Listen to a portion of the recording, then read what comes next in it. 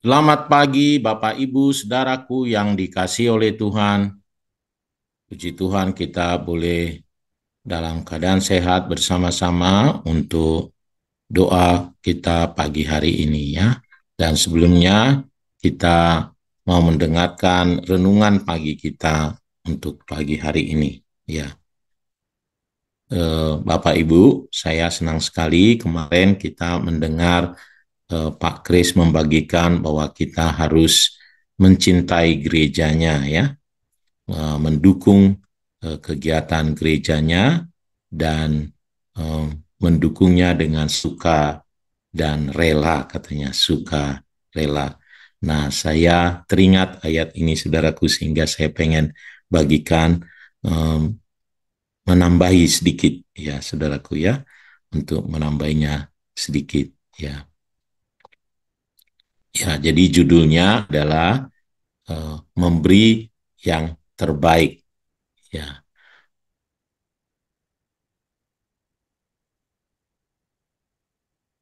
Nah, ini judulnya adalah memberi yang terbaik. Kemarin memberi dengan suka rela ya. Sekarang memberi yang terbaik.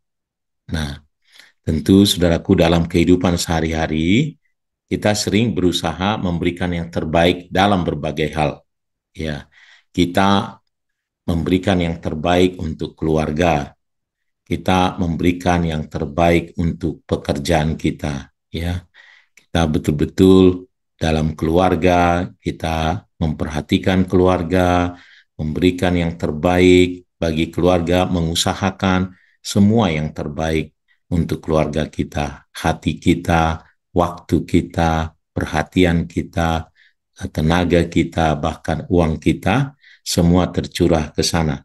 Begitu juga di dalam pekerjaan, semua yang terbaik kita kerahkan untuk pekerjaan kita.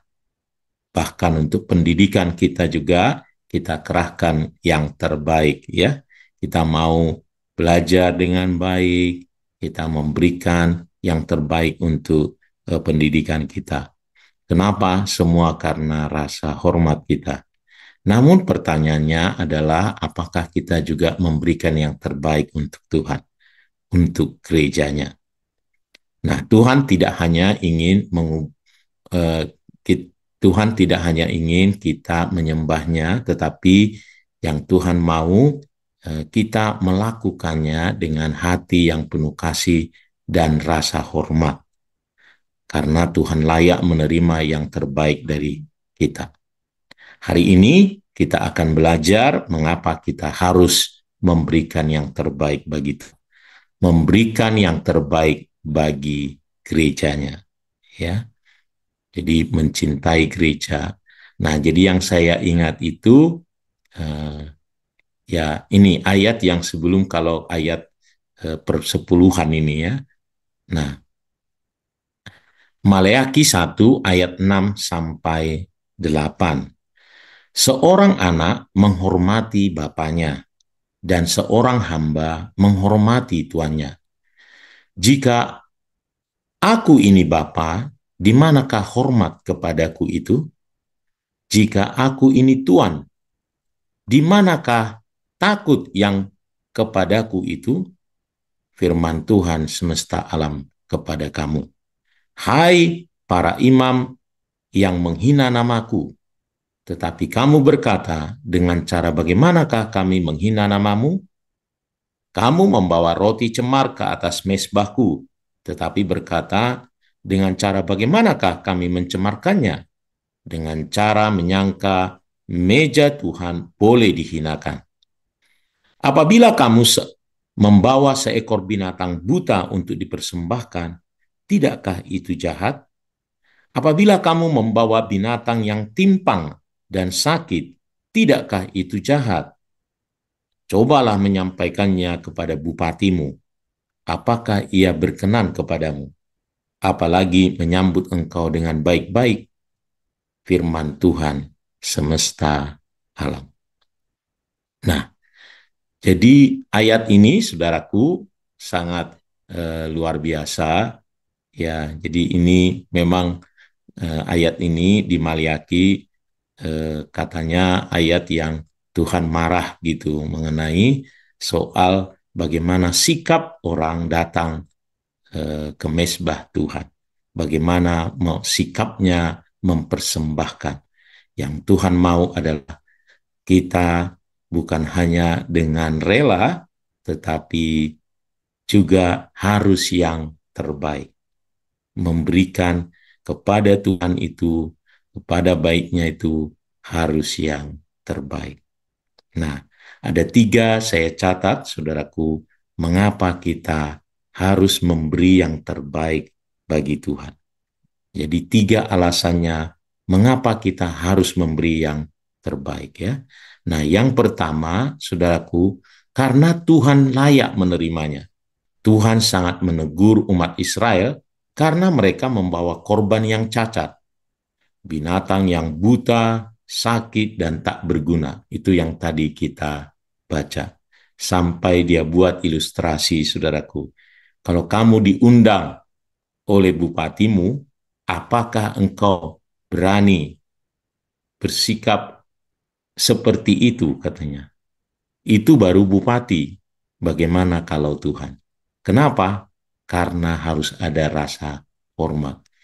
Tuhan kita itu adalah raja di atas segala raja. Dia layak menerima yang terbaik. Tuhan sangat menegur umat Israel karena mereka tidak menghormati Tuhan dengan memberi yang terbaik. Jadi, jika kita diundang ke pesta seorang raja atau presiden, ya, apakah kita akan datang dengan pakaian yang lusuh dan membawa hadiah yang rusak? Tentu tidak. Kita ingin pasti yang memberi yang terbaik. Pakaian yang terbaik yang kita punya, ya, sikap yang terbaik yang kita punya, hati yang terbaik yang kita punya, dan hadiah yang terbaik yang kita punya. Nah, jika kita bisa menghormati manusia dengan memberikan yang terbaik, apalagi Tuhan kita ya. Mengapa kita tidak memberikan yang terbaik untuk Tuhan yang jauh lebih mulia? Jadi alasan pertama adalah Tuhan layak menerima yang terbaik. Nah, yang kedua adalah memberikan yang terbaik adalah bentuk kasih kita kepada Tuhan. Kita mengasihi orang tua kita, itu sebabnya kita memberi yang terbaik bagi dia. Kita mengasihi saudara kita pasti memberikan yang terbaik bagi dia. Ya, seseorang yang mengasihi pacarnya, mestinya dia harus memberikan yang terbaik bagi pacarnya. Ya. Matius 22 ayat 37, ya berkata, kasihilah Tuhan Allahmu dengan segenap hatimu, dengan segenap jiwamu, dan dengan segenap akal budimu. Semua ini mengasihi Tuhan harus dengan segenap hati, segenap jiwa, segenap akal budi. Dan kasih tentu dinyatakan melalui tindakan. Kasih sejati itu selalu dinyatakan tindakan, karena tidak ada hanya dengan kata-kata ya. Ya. Jika kita mengasihi Tuhan dengan segenap hati, segenap jiwa, segenap akal budi, maka itu artinya kita akan berusaha memberikan yang terbaik baginya, bagi Tuhan kita. Nah, mari kita melayani Tuhan kita di gereja kita dengan kasih.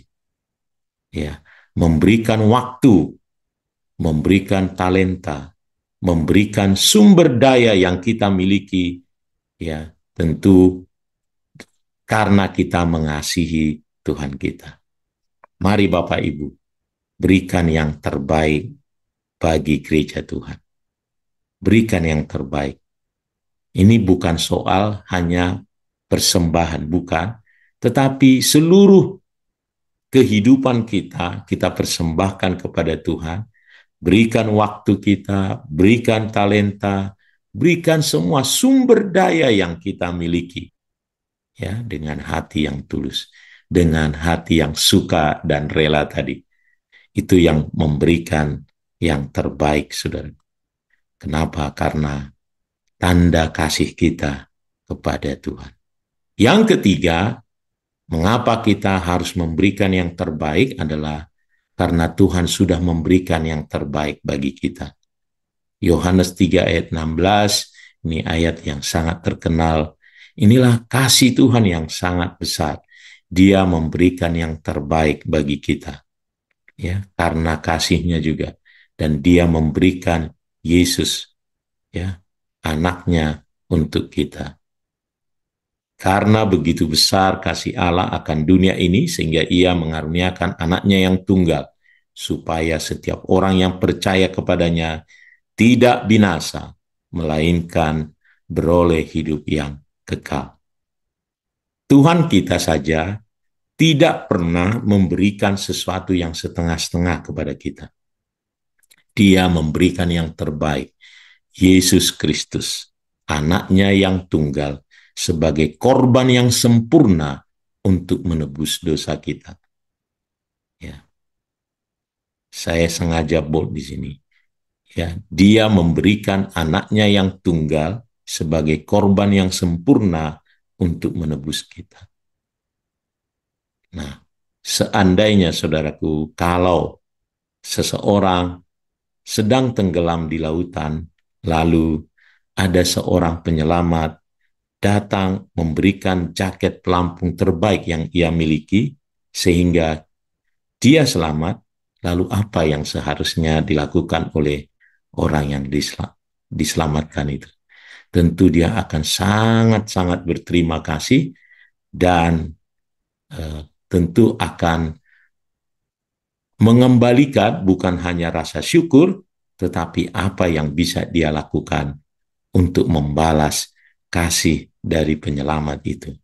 Dan sesungguhnya itulah yang harus kita lakukan untuk Tuhan kita. Dia menyelamatkan kita dan kita harus hati kita penuh dengan ucapan syukur, terima kasih, dan membalas kasih Tuhan yang besar itu. Kita sudah menerima kasih Tuhan yang besar.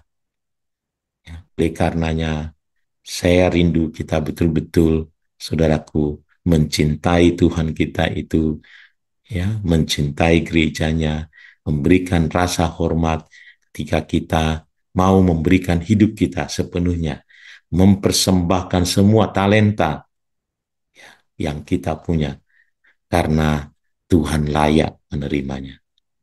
Tuhan Yesus memberkati kita semuanya. Mari kita berdoa.